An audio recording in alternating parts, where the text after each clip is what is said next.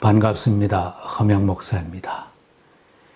예수 그리스도를 구주로 영접한 신앙인은 교회 출석함으로 새로운 삶이 시작됩니다.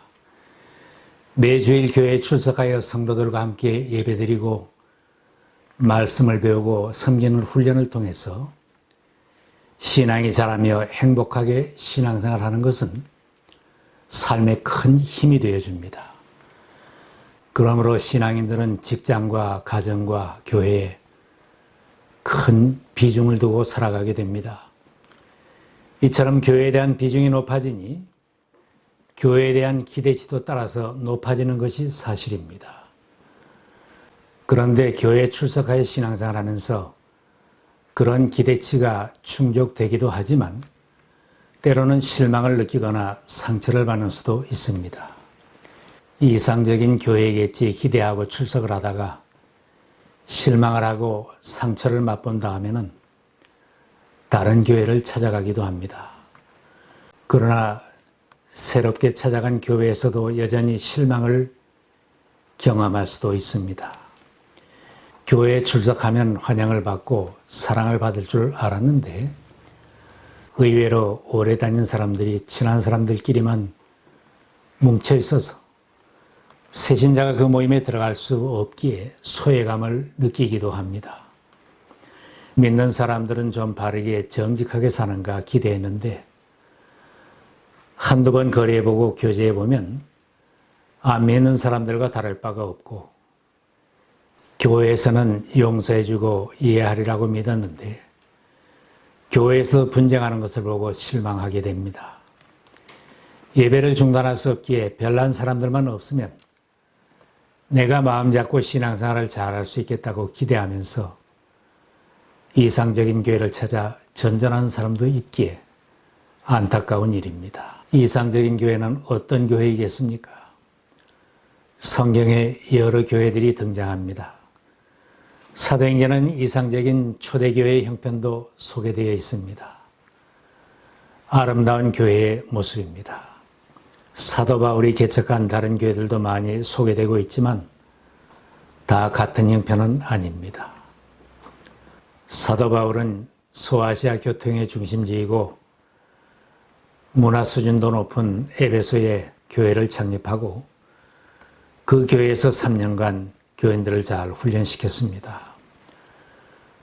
두란노 서원은 바울이 에베소 교인들을 훈련시켰던 교육관입니다.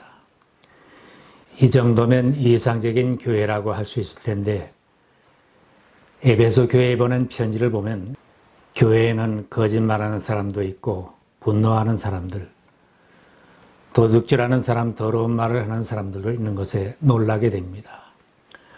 또한 고린도 교회는 교회 안에 분파가 생기고 분쟁이 있는 교회임을 알 수 있습니다. 교회마다 여러 부류의 사람들이 모여있지만 주님의 교회에서는 여전히 생명구원의 역사가 계속되고 있으며 치유의 역사가 일어나고 있습니다. 그리스도께서 생각하시는 이상적인 교회는 병자들과 죄인들이 모인 곳입니다. 우리가 교회에서 실망하는 이유는 교회에서 천국을 기대하기 때문입니다. 만나는 모든 교인과 교역자가 다 천사 같은 사람들이기를 기대하기에 쉽게 낙심을 하는 것입니다. 예수님이 전도하실 때에도 주변에는 수많은 병자들이 고침을 받기 위해 몰려왔고 예수님도 병자들이 있는 곳으로 찾아가서 고쳐주기도 하셨습니다. 중풍병자, 나병 환자, 손 마른 사람, 맹인과 온갖 병자들, 귀신 들린 사람들이 예수님 가까이에 있었습니다. 예수님 주변이 그런 형편이 이상적인 주님의 교회는 천국이 아니라 병원과도 같습니다. 또한 예수님은 죄인을 부르러 오셨다고 했습니다.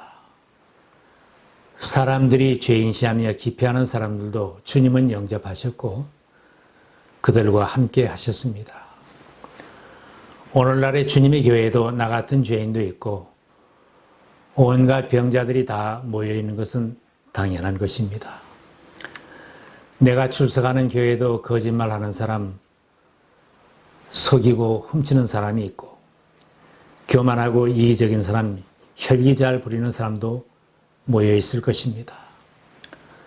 술, 담배에 저런 사람, 노름에 중독된 사람들, 온갖 병자가 다 모여 있지만 모두의 바람은 하나님의 사랑으로 치료를 받고 새 인생을 살려고 하는 사람들입니다. 우리는 교회에 대한 사고를 바꿔야 합니다.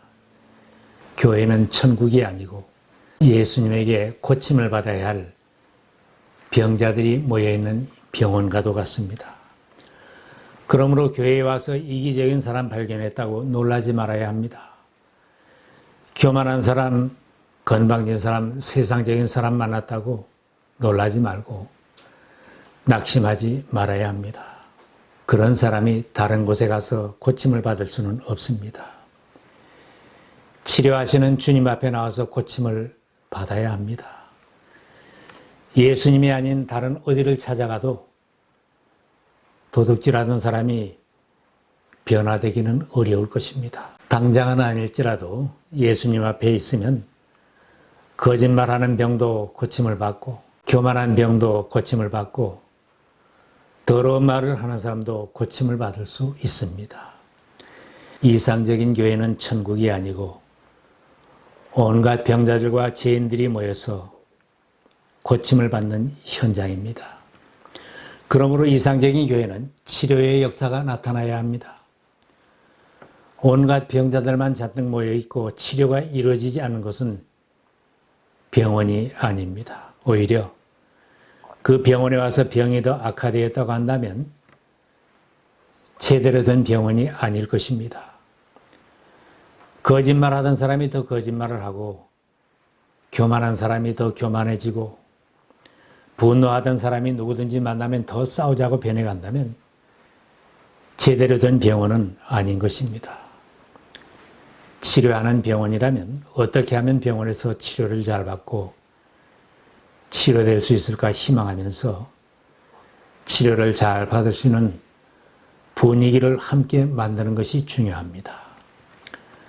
나 자신이 어떻게 하면 치료를 잘 받을 수 있을까? 나 자신이 먼저 치료를 잘 받고 고침을 받는 일이 중요합니다. 자신에게도 상처가 있고 고쳐야 할 습성이 있고 씻어내지 못한 죄를 품고 있어서 아프다면 내가 지금 출석하는 교회에서 치료를 잘 받아야 합니다. 병을 안고 이 병원 저 병원 돌아다니는 동안에 죽음에 이르는 병으로 병이 깊어질 수도 있습니다. 내가 출석하여 예배드리는 교회에도 치료하시는 예수님이 계시기에 여전히 치료의 역사가 일어납니다. 내가 몸담은 교회에서 내가 치료되고 내 형제가 치료되는 역사가 일어나고 있다면 좋은 병원인 줄 믿고 아름다운 교회로 세워나가도록 기도하며 잘 섬겨야 합니다. 치료하는 교회가 되기 위해서는 우리들이 명심할 것이 있습니다. 바울이 에베소 교인들에게 권했습니다. 서로 친절히 대하며 불쌍히 여기며 하나님께서 그리스도 안에서 여러분을 용서하신 것 같이 서로 용서하십시오. 이 말씀대로 교회 안에서 다른 사람을 친절하게 대하며 불쌍히 여기며 서로 용서하는 마음을 품고 평안한 분위기를 만들어가면 교회에서 치료하는 역사가 나타날 것입니다. 중환자이거나 수술을 받아 치료할 사람이라면 오직 치료에만 매달릴 것입니다. 주변에 다른 환자가 있다면 불쌍한 마음이 들고 잘 치료받고 완쾌되기를 바라며 격려할 것입니다. 자기가 고침받은 투병 이야기를 들려주며 힘을 내라고 할 것입니다. 다른 사람의 부족함이 보여도 병원처럼 서로 용납하고 오래 참아야 할 것입니다. 치유가 나타나는 교회가 되려면 다른 사람이 아직도 변화되지 않은 부분을 보고 화를 내거나 흉보지 말고 예수 믿고 조금이라도 변한 모습이 보인다면 오히려 박수를 쳐주고 격려해 주어야 할 것입니다. 내가 고침을 받았다면 주변에 아파하는 사람, 고침받아야 할 가족을 치료하는 예수님 앞으로 인도하고 내가 고침받은 간증을 하면 큰 도움이 될 것입니다. 치료의 효과가 나타나는 것은 부정적인 말보다는 긍정적인 말입니다. 바울은 하지 말라는 말을 한 다음에는 무엇을 하라고 긍정적인 방향으로 권했습니다. 도둑질하는 사람은 다시는 도둑질하지 말고, 뒤에 이어지는 말씀입니다. 수고하여 제 손으로 떳떳하게 벌이를 하십시오. 그리하여 오히려 궁핍한 사람들에게 나누어 줄 것이 있게 하십시오. 나쁜 말은 입 밖에 내지 말고 덕을 세우는 데 필요한 말이 있으면 적절한 때에서 듣는 사람에게 은혜가 되게 하십시오. 치료하는 교회가 되기 위해서는 우리들의 삶이 하지 말라 해서 멈추지 말고 하라는 말에까지 이르러야 할 것입니다. 주님께서는 죽어야 할 죄인도 살려주시고 세상의 의사들이 못 고친다고 포기한 병도 다 고쳐주십니다. 성령께서 역사하시기 때문에 성령님의 인도에 순종하면 나의 삶에도 반드시 고쳐지는 변화가 나타나기 마련입니다. 만일 교회에 오래 다니고 신앙생활 하였는데도 생활이나 사고방식이나 습관이 아무것도 달라진 것이 없다면 신앙생활을 제대로 안 한 때문입니다.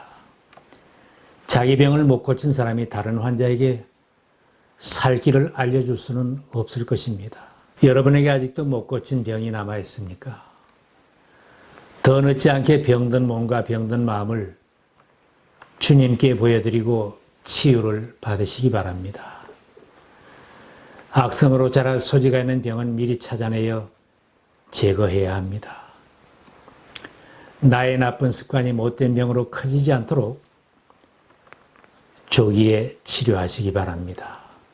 교회에서 가장 치료가 힘든 병은 사람을 중심으로 분파가 되고 분쟁하는 것입니다. 고린도 교회는 부도덕한 사람들이 있고 육신의 욕심을 따라 교인들이 나는 누구를 따르겠다고 사람을 중심으로 네파로 나뉘어서 분쟁하였습니다. 이런 소식이 바울에게까지 전해졌습니다. 바울은 분쟁하는 고린도 교회에 그리스도의 십자가 설교를 하므로 그 분쟁을 치료하게 하였습니다. 십자가의 말씀이 멸망하는 자들에게는 어리석은 것이지만 구원을 받는 사람인 우리에게는 하나님의 능력입니다. 사람을 중심으로 나는 누구를 좋아하고 누구를 따르겠다고 하는 사람들에게 믿음의 초점을 사람에게 맞추지 말고 십자가에 달리신 예수님에게 맞추라고 하였습니다. 우리를 구원하고 치료하시려고 갈보리 십자가에 달리신 예수 그리스도, 가시관을 쓰시고 손발에 못이 박히고 창에 찔리며 큰 고통 중에 대신 죽으신 주님을 생각한다면 교회에서 분쟁하는 것은 가장 어리석은 행동입니다. 십자가는 죽을 사람을 살리고 멸망할 사람을 믿음의 사람으로 세우고 영생의 길을 가게 하셨다면 분쟁이나 다른 모든 일들은 사소한 일들입니다. 우리가 십자가에 초점을 맞추고 신앙생활을 한다면 개인적으로도 회복이 되고 교회가 하나 되며 부흥이 될 수 있습니다. 십자가를 바라보는 신앙인들은 쉽게 용서할 수 있고 손에 손을 맞잡을 수 있습니다. 어떤 죄인이라도 어떤 병자라도 십자가에 달리신 주님 곁으로 나오는 사람은 모든 것을 치료하는 주님의 능력을 체험하며 확실한 구원의 길을 발견할 수 있습니다.